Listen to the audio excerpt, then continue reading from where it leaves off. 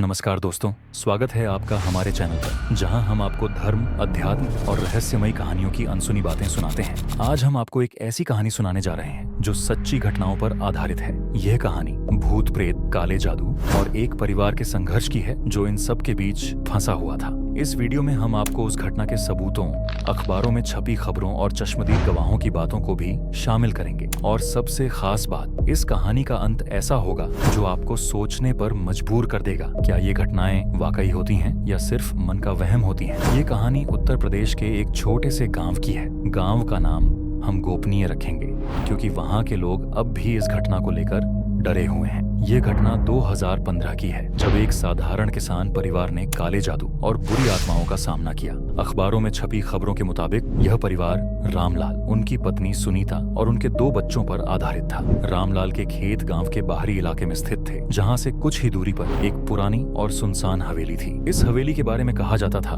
कि वहाँ एक तांत्रिक रहता था जिसने अपनी मौत से पहले काले जादू के जरिए वहाँ बुरी शक्तियाँ बुला ली थी। तांत्रिक की मौत के बाद से हवेली वीरान हो गई। स्थानीय अखबारों में भी छपा था कि वहाँ कई लोग गायब हो चुके थे और कुछ ने अजीब अजीब घटनाओं की शिकायत की थी। एक रात रामलाल अपने खेतों में काम कर रहे थे। यह रात अमावस्या की थी और आसमान में घना अंधेरा छाया हुआ था। रामलाल ने महसूस किया कि कोई उनकी तरफ देख रहा है। उन्होंने ध्यान नहीं दिया, लेकिन कुछ देर बाद उन्हें हवेली के अंदर से किसी के चीखने की आवाजें सुनाई दी। उन्होंने यह सोचकर अनदेखा कर दिया कि शायद यह उनकी कल्पना हो, लेकिन तभी अचानक उनके पीछे से ठंडी हवा का झोंका आया। जब उन्होंने पलटकर देखा तो वहाँ एक अजीब सी परछाई दिखाई दी। डरे हुए रामलाल दौड़ते हुए घर पहुंचे।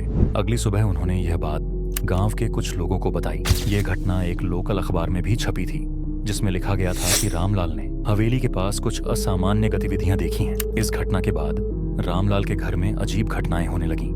कभी घर के दरवाजे अपने आप खुलते बंद होते तो कभी रसोई में रखा सामान गिर जाता। सबसे अजीब बात यह थी कि उनके छोटे बेटे रोहित की तबीयत अचानक बिगड़ने लगी। डॉक्टरों से इलाज कराने के बाद भी वह ठीक नहीं हो रहा था। अखबारों में छपी खबर के अनुसार यह सिर्फ एक परिवार की समस्या नहीं थी। गांव के अन्य लोग भी हवेली के पास अजीब चीजें देख चुके थे। रामलाल ने इन घटनाओं के बाद एक लोकल पंडित से सलाह ली। पंडित ने बताया कि यह सब काले जादू और बुरी आत्माओं का प्रभाव है। उन्होंने परिवार को हवन और अनुष्ठान करवाने की सलाह दी। हवन के दौरान परिवार ने महसूस किया कि घर के अंदर अजीब सी हरकतें हो रही हैं। एक स्थानीय पत्रकार जो इस घटना को कवर कर रहा था ने लिखा कि हवन के दौरान घर के खिड़कियां और दरवाजे अपने आप जोर जोर से हिलने लगे। पंडित ने बताया कि इन घटनाओं का केंद्र वह पुरानी हवेली है। उन्होंने रामलाल को सलाह दी कि वह गांव के एक प्रसिद्ध साधु के पास जाएं, जो तांत्रिक अनुष्ठान में माहिर थे। साधु ने गांव के कुछ लोगों के साथ मिलकर हवेली में अनुष्ठान करने का फैसला किया। अनुष्ठान 3 दिन तक चला।